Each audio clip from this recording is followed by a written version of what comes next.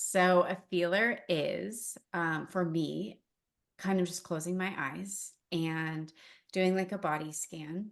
So that might start with my head, down to my shoulders. Sometimes it might start with dropping into my heart and then kind of expanding from there, but just simply noticing what's present for me in this moment. What sensations are present in my body? What emotions am I feeling? And what have I not been acknowledging up until this point that needs my awareness?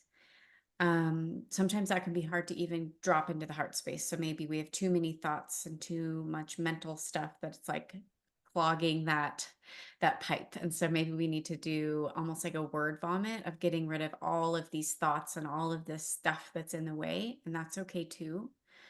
Um, so just spending 3 to 5 minutes just in the body, and you can talk about your experience if you're in a dyad, or even if you're by yourself, you can verbalize your experience, or you can just simply be and just allow your awareness to walk you through that whole process. Welcome to the Wholesome Healing Collective. Join us on our podcast for a journey into the hearts of healers from all walks of life, diving deep as we explore meaningful conversations that have the power to inspire, empower, and share life-changing wisdom. Through this community, we hope to create a welcoming environment where our listeners leave feeling nurtured and uplifted. We are so delighted you are here. My name is Alyssa. And I'm Renee. Grab a drink, get cozy, and let's dive in. Welcome back to another episode of the Wholesome Healing Collective podcast. Renee and Alyssa here today, and we are talking about feelers. And I think we covered this in a recent podcast where we said we would expand on this, explain what a feeler is. And so that's what we're doing today. Yay, I'm excited to share this simple but very powerful tool with everyone. And I think we've probably mentioned it quite a few times as we've talked about our experience in holding space for each other and or holding space for ourselves in times where we just need to check in with the body or process an emotion or a sensation that's arising. So this is a really powerful tool that Alyssa and I have both learned as we started the Pause Breathwork and coaching courses. And then we've continued to do this and hold space for each other throughout the years. And of course, incorporate it into our client work and teaching the clients we work with how to hold space for themselves as well. So it's a very powerful tool in dyads, working with another, or even just holding space for yourself as well. Yes, it is such a powerful tool. And I love that we get to share it with our audience today. Yeah. So we thought about explaining it as the concept first, but then leading our audience through a process of feeling us hold the space, as well as an opportunity to drop in and explore while we're holding the space for you. So we'll explain it first, and then we'll have a little time to explore and play. Yes. So a feeler is, for me, kind of just closing my eyes and doing like a body scan. So that might start with my head, down to my shoulders. Sometimes it might start with dropping into my heart and then kind of expanding from there, but just simply noticing what's present for me in this moment. What sensations are present in my body? What emotions am I feeling? And what have I not been acknowledging up until this point that needs my awareness? Sometimes that can be hard to even drop into the heart space. So maybe we have too many thoughts and too much mental stuff that it's like clogging that pipe. And so maybe we need to do almost like a word vomit of getting rid of all of these thoughts and all of this stuff that's in the way. And that's okay too. Um, so just spending 3 to 5 minutes just in the body, and you can talk about your experience if you're in a dyad, or even if you're by yourself, you can verbalize your experience, or you can just simply be and just allow your awareness to walk you through that whole process. What would you like to add on to that? Yeah, so while the person, when you are working with another, while the person is in their process and either having that external dialogue or just exploring silently within, the other person is holding space. And I do that as if I'm actually holding it, but I do enjoy creating this feeling with my hands of holding the energetic space, but you don't have to do that. And really I'm giving my full presence, my full awareness. I'm attuned to the person in front of me. I'm holding myself in my own grounding, and I'm holding myself in my own central channel and presence. So I'm not letting myself get stuck in the thoughts of my own mind. I'm really present and just witnessing what is arising for this other person. And there's no commenting, there's no advice giving, there's no feedback. I'm literally just holding that space. Maybe there's little points of acknowledgement of just agreeing or um, letting them know that you're there and you're tuned and you're present, but there's no dialogue back and forth. You're just holding the space and being that energetic presence for that person to be acknowledged and seen and heard. Mm. And being witnessed is so powerful, so healing, for the person that is doing the feeler. Like just knowing that somebody is with you, guiding you, holding you is so powerful.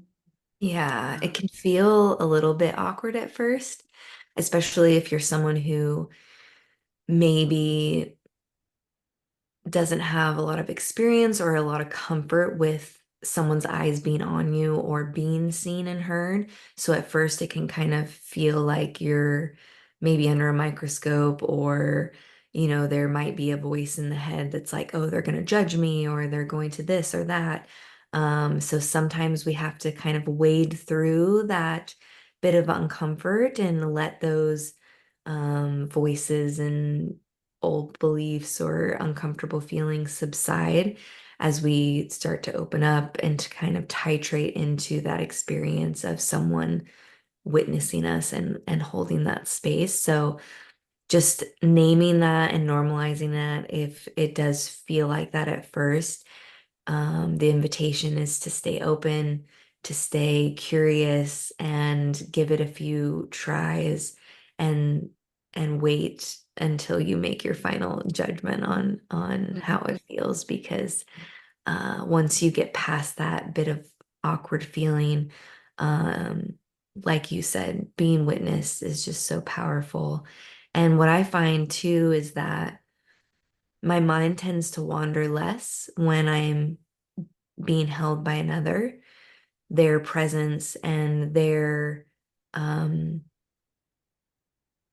their energy gets to influence your energy and your ability to stay present and to not let the mind pop you back into the structured mental space and keep you in the body. I find it much easier to stay in the body and stay with that exploration when I know someone's holding the space for me.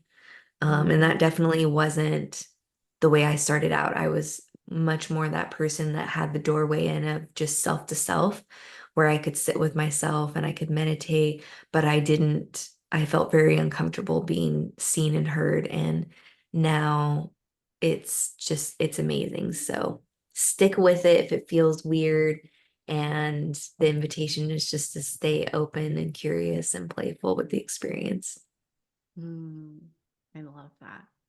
And I'd love to note that as a space holder, you'll want to monitor the time and maybe set an alarm or track the time however feels good for you. But if you do set a timer on your phone, not to let it to go ringing in the person doing the feelings ear, because that can like really pop them out and be really jarring. So at the end of the timer, whether that was 3 minutes or 5 minutes or whatever you want to do, you would stop that before it rings and then just simply ask, do you need another minute? And then if they do, of course, just holding space for that extra minute. And if they don't, then they should kind of start coming back on their own. And then we can pop them out with a question like, what is your favorite pizza or your favorite color, or just something that seems kind of random that makes them like think about what they answer, which can bring them back in their mind. But sometimes we enjoy staying in that embodied space and just kind of being juicy in that space. Yeah. Amazing. And then when the feeler is done feeling, you switch. And so then the person that was holding space becomes the feeler, and they get to experience that whole process for themselves. And the person that was feeling is now holding space, giving them the same loving respect that they received when they were the feeler. Yeah. Yeah, and if you're doing this practice on your own, this can be a great way to start your day or to end your day, to just take those 3 to 5 minutes to acknowledge, like you mentioned, the things that maybe we didn't have time to make space for during the day, emotions that arose that we maybe noticed, but we're like, not the right time and place to feel this, but I'm going to put a pin in it.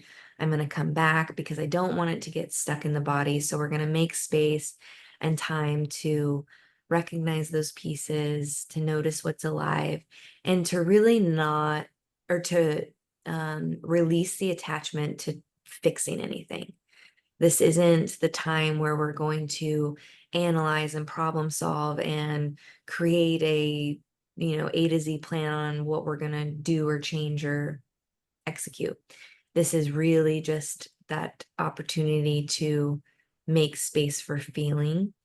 Um, and that saying that we've heard 100 times before, um, through Sam and through this podcast, but we can't feel better unless we're better feelers. So creating time and space for feeling our emotions, acknowledging what's present, is also really powerful in just developing that relationship with ourselves and that trust with ourselves that we are going to make space for those parts and pieces and emotions that arise, and not just ignore them or push them down. So it's a beautiful practice, Yes. whether it's with another or by ourselves. Yeah, I love that. And knowing that it can start out uncomfortable, feeling the body, and like maybe your body feels inaccessible, maybe you're not noticing any emotions or sensations. That's okay too. Just sticking with it, as you said earlier, and it'll get better with time. It'll evolve, and you'll begin to create that relationship with your body.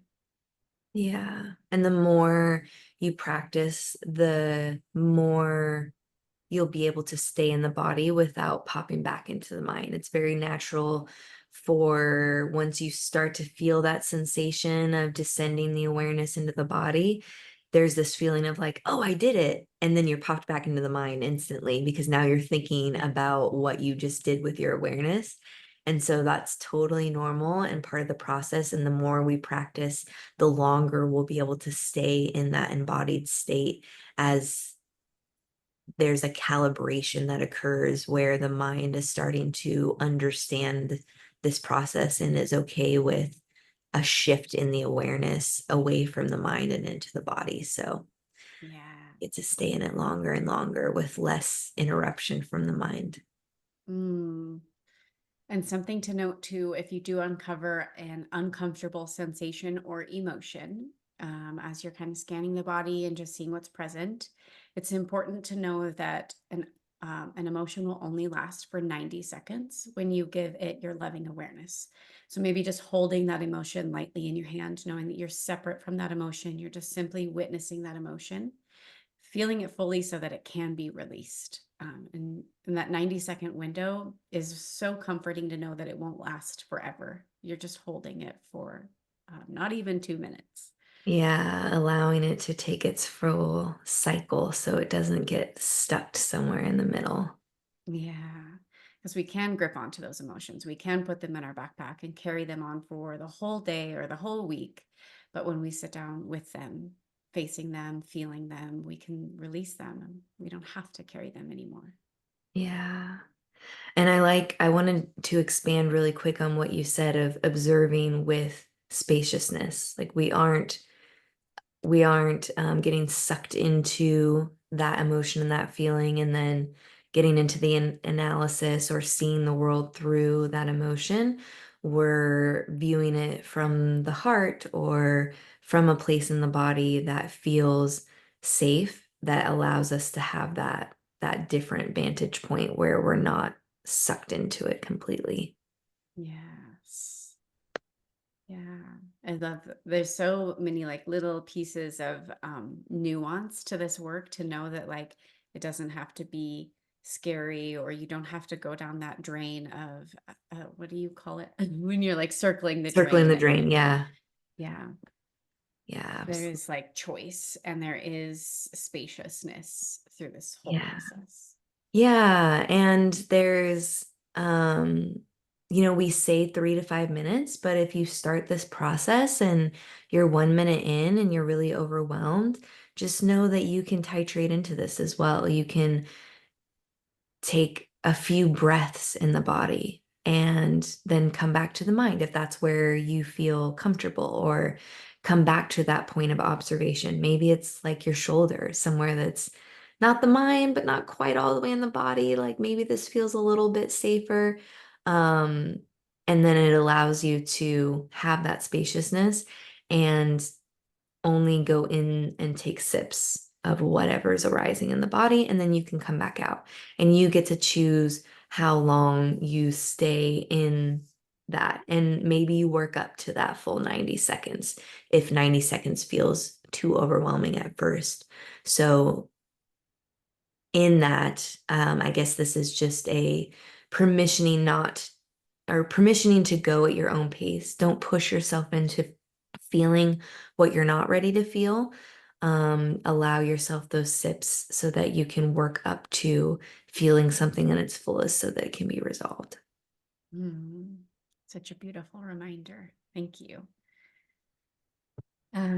So this feels like a good time to transition into the experiential part of this episode. So inviting our audience to find a comfortable seat. And if this isn't a good time, maybe pausing and coming back later, because we will be closing the eyes and we'll be hopefully in a safe place that we can experience this process. So go ahead, Renee, take it Yeah, away.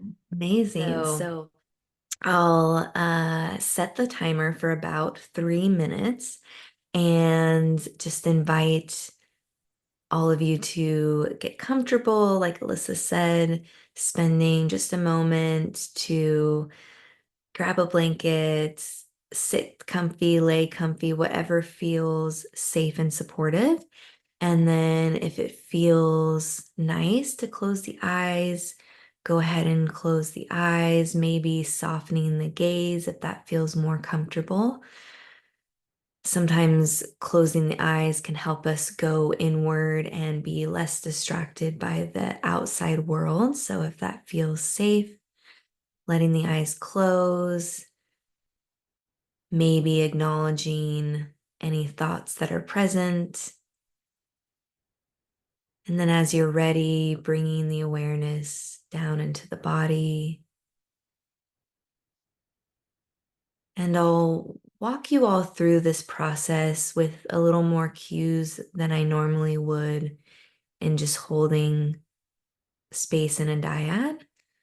And as you hold space for another, this might be a little more silent, but I just want to provide extra guidance for this first experience.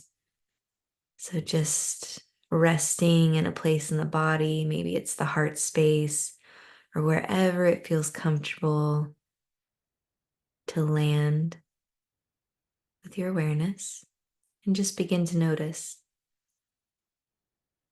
scanning through the body, noticing what you notice, feeling what you feel, taking a few breaths here.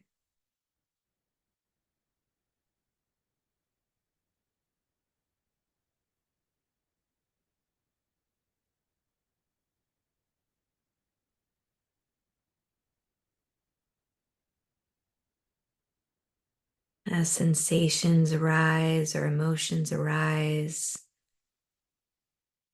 Know that you don't need to analyze or judge or change in any way, just noticing and acknowledging.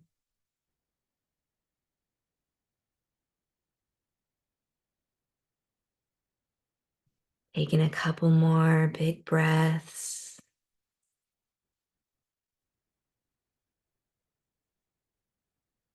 Beginning to bring the awareness back to the space around you, maybe the surface beneath you.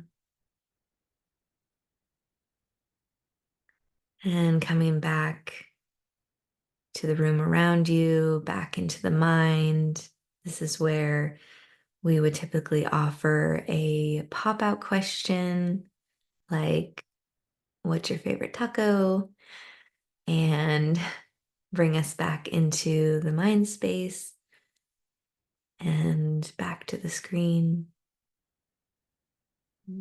So as you can see, that 3 minutes goes by quite fast as we're going through that process, and it can be shorter or longer or whatever feels supportive on whatever day you're feeling what you're feeling. You get to make it your own experience. That was so beautifully led. Oh, It's so thanks. great. Thank you for doing that. And inviting our audience to just take a moment to reflect on that journey. Maybe you want to pause and journal on your first experience, or maybe this isn't your first experience, but you were being held by us and it felt a little different. So just doing whatever feels nourishing for you in this moment. Amazing. Yeah. Mm. And these can be so powerful to do daily by yourself or weekly with another. These can be done with your partner, like your spouse or a friend or anyone you trust to hold space for you. Or if you're starting to build a relationship with somebody like that, it can be helpful to do that too with a parent or a child. Mm-hmm. Yeah. Our friendship was built on many a feelers. Yeah, it's so fun to do that. Like to start there and then build our friendship on that. Yeah. I think we've mentioned this before, but Alyssa and I were paired up in the pause programs as accountability buddies in the work, and part of that was holding space for feelers for each other. And so we started doing Feeler Fridays, and we meet every Friday, and we just put 15 minutes on the calendar to connect and do a feeler. And even after we weren't paired together, we continued doing that for a couple of years, and we still meet weekly and have kind of our own rendition of the feeler within our coaching. But we did just that practice every single week for almost 2 years. So that's just a testament to how powerful it can be, and um, the consistency of it is wonderful. It doesn't get old, and it doesn't ever feel like, oh, we're doing this again. It's just this special time that we get to take for ourselves and for each other to support. Yeah, and there's always something new to explore in the body. You can also spend the time exploring like outside of your physical body, like just zooming around space with your awareness, or you can go down into the earth. Like there's so many opportunities when you close your eyes and drop in. Yeah. Yeah. Mm, juicy. Yeah, we would love to hear about your experience in the comments. If you have any questions or you need additional support, please let us know. Hope you all have a wonderful day. Go forth and be better feelers. Amazing. We'll see you again next time. Bye, everyone.